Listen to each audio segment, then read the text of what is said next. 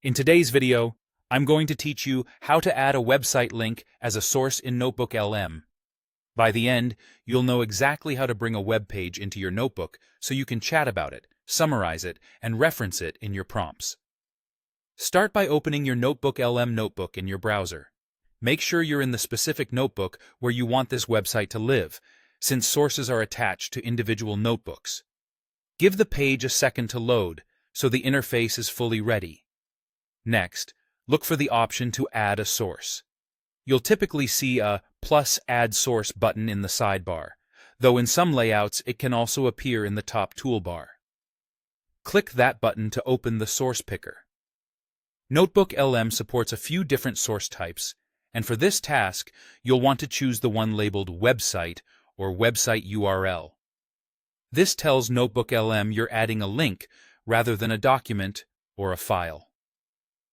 Now, paste the full URL of the web page you want to add. It's important to include the complete address with the HTTPS at the beginning so the system can correctly fetch the page. The easiest way is to copy the URL directly from your browser's address bar to avoid typos. Try to use the most specific page you want analyzed, not just a home page, and make sure the page is publicly accessible. Pages that require logins or are blocked by the site might not import fully.